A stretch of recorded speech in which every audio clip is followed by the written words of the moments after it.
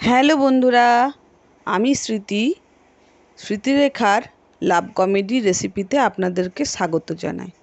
আজকে নতুন একটা রেসিপি আপনাদেরকে করে দেখাবো, কুড়কুড়ে ছাতু। কুড়কুড়ি ছাতুকে অনেক ছোট সাইজ বলে আমরা এগুলো কুড়কুড়ি ছাতু বলি। আপনারা কি বলেন অবশ্যই কিন্তু কমেন্টে জানাবেন। কুড়কুড়ি ছাতুগুলোকে ভালো করে পরিষ্কার করে ধুয়ে এগুলোকে টুকরো করে কেটে রেখেছি। তার সঙ্গে কেটে রেখেছি আলু লম্বা লম্বা করে কেটে, বরবটি, আর তার সঙ্গে কেটে রেখেছি ঝিঙে। সবগুলোকে সুন্দর করে লম্বা লম্বা করে কেটে রেখেছি। এটা কিন্তু খেতে খুব সুন্দর হয়। অনেকে কিন্তু এটাকে ঝাল দিয়া মানে সর্ষে দিয়ে করে। আমি কিন্তু আজকে কিন্তু আদা পেঁয়াজ রসুন দিয়ে বানাবো। কড়াইয়ে অল্প সামান্য সর্ষের তেল দিয়ে আমি একটু সামান্য দিয়েছি শুকনো লঙ্কা আর গোটা গরম মশলা, দারচিনি, এলাচ, লবঙ্গ সবগুলো মোটামুটি লাল লাল করে ভাজা হয়ে গেলে আমি এতে দিয়ে দেবো আলুর টুকরো করা আলুগুলো। আলুগুলো সেদ্ধ হতে একটু বেশিক্ষণ সময় লাগবে, তার জন্য প্রথমে আলুগুলোকে আমি ভেজে নিয়েছি। আলুগুলোকে ভেজে নেওয়ার পরে এরপরে এতে বাদবাকি সবজি মানে দিয়ে দেবো ঝিঙে, বরবটি, আর তার সঙ্গে পরে দিয়ে দেবো ছাতুগুলো। ভালো করে লাল লাল করে আলুগুলো ভাজা হয়ে গেলে এরপরে অল্প সামান্য নুন দিয়ে বাদবাকি যে সবজিগুলো আছে সেগুলো কিন্তু অ্যাড করে নেব। তো ঢাকা দিয়ে ভালো করে আলুগুলো ভেজে নিয়েছি। এরপরে এই দেখুন বাদবাকি সবজিগুলো সব দিয়ে দিয়েছি। যারা আমার চ্যানেলটিকে সাবস্ক্রাইব করেননি তারা অবশ্যই কিন্তু চ্যানেলটিকে সাবস্ক্রাইব করবেন, আর প্রতিনিয়ত কিন্তু আমার ভিডিও আপনারা দেখতে পাবেন। তো একদম চটজলদি রেসিপি, আর কম তেলে আমি প্রত্যেকটা রান্নায় করে থাকি। তো দেখে নিন, এরপরে সব সবজিগুলো ভেজে নেওয়ার পরে আমি এতে দিয়ে দেব ছাতুগুলো। কুড়কুড়ে ছাতু ভালো করে কেটে এগুলো ভালো করে নেড়ে চেড়ে লাল লাল করে ভেজে নিয়েছি। লাল লাল করে ভেজে নেওয়ার পরে এবার ঢাকা দিয়ে কিছুক্ষণ আরও ভেজে নেব, এবং যাতে আলু, বরবটি, ঝিঙেগুলো আর তার সঙ্গে সঙ্গে ছাতুগুলো সেদ্ধ হয়ে যায় সেরকমভাবে আমি ভেজে নিয়েছি। এবারে এটা আলাদা পাত্রে তুলে রেখে আমি কড়াইয়ে অল্প সামান্য তেল দেবো, কারণ ভাজার জন্য অল্প তেল দিয়েছি। আরও কিন্তু লাল লাল করে পেঁয়াজগুলো ভাজার জন্য অল্প সামান্য তেল দেবো। বেশি তেল তো খাওয়া ভালো নয়, শরীরের পক্ষে ক্ষতিকারক, তার জন্য অল্প তেল দিয়ে পেঁয়াজগুলো লাল লাল করে ভেজে নেব। ভেজে নিয়ে এতে দিয়ে দেবো 1 চামচ আদা, পেঁয়াজ এবং রসুনের পেস্ট।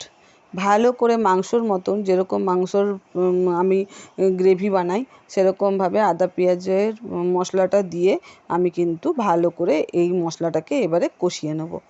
ভালো করে এটা কষিয়ে নিয়েছি। দেখুন লাল লাল করে মোটামুটি একটু ভালো করে ভাজা হয়ে গেলে আমি কিছু গুঁড়ো মশলা অ্যাড করব। গুঁড়ো মশলার মধ্যে আছে জিরে গুঁড়ো, ধনে গুঁড়ো, হলুদ গুঁড়ো, শুকনো লঙ্কার গুঁড়ো আর নুন। তার সঙ্গে আছে গরম মশলা, ওই যে ওই দিকটা আছে ছোটো দেখে বাটিতে, ওটা গরম মশলা আছে, ওটা একটু পরে অ্যাড করব। তো এই দেখুন সব মশলাগুলো একসাথে আমি দিয়ে দিলাম। সব মশলাগুলো একসঙ্গে দিয়ে ভালো করে কষিয়ে নেব। আমি কিন্তু আর তেল অ্যাড করব না। ভালো করে একটু সামান্য লাল লাল করে একটু সামান্য নেড়ে চেড়ে ভালো করে ভেজে নিয়েছি। ভেজে নেওয়ার পরে যে আমি ভাজা সবজিগুলো, যেমন ছাতু আছে, ঝিঙে আছে, আলু আছে, সবগুলো ভালো করে এটাতে দিয়ে দেবো। ওটাতে প্রচুর পরিমাণে তেল আছে, ওই জন্য আমি কি করেছি তেলটা এখানে কম দিয়েছি। এই দেখুন থালাতেই কত তেল লেগে আছে, দেখতে পাচ্ছেন তো। তো ওই জন্য তার আগে তেলটা কিন্তু আমি একদম কম দিয়েছি। তো এবার ভালো করে নেড়ে চেড়ে এই মশলার সঙ্গে কষিয়ে নেব, তাহলে দেখবেন তেলটাও অ্যাডজাস্ট হয়ে যাবে। তো ভালো করে এগুলো কষিয়ে নিয়েছি। কষিয়ে নিয়ে কিছুক্ষণ ঢাকা দিয়ে দিয়ে আবারও এই মশলাটার সঙ্গে এই সবজিগুলোকে একটু মাখিয়ে নেব। এরপরে দিয়ে দেবো 2 কাপের মতন গরম জল। গরম জল দিলে কিন্তু ভালো রান্নাটার টেস্ট অন্যরকম হয়। এতে সামান্য দিয়েছি টমেটো সস।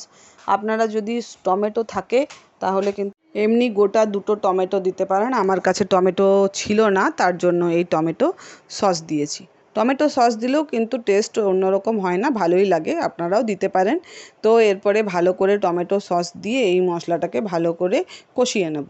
লাল লাল করে যখনই দেখব মশলাটা ভাজা হয়ে গেল, একটু সামান্য ধিমে আছে কিন্তু এই মশলাটাকে কষতে হবে, তাহলে কিন্তু নাহলে কিন্তু পেঁয়াজ, আদা, রসুনের যে একটা কাঁচা ফ্লেভার থাকে সেটা কিন্তু চলে যাবে। আর ঝিঙে, ছাতুর একটা আলাদা সেন্ট থাকে, সেটা কিন্তু অটোমেটিক চলে আসবে। তো এরপর দেখুন আমি কি করেছি, আমি আলুগুলোও সেদ্ধ হয়ে গেছে, ঝিঙেগুলোও সেদ্ধ হয়ে গেছে। এরপরে দিয়ে দেবো একটু সামান্য গরম জল। গরম জল দিয়ে দেবো। মোটামুটি এটা মাখা মাখা করব, খুব বেশি পাতলা করে ঝোল করব না। আমরা ভাতের সাথে খাবো, ভাতের সাথে ডাল করেছি, আর এটাও কিন্তু একটু গ্রেভি গ্রেভি করব।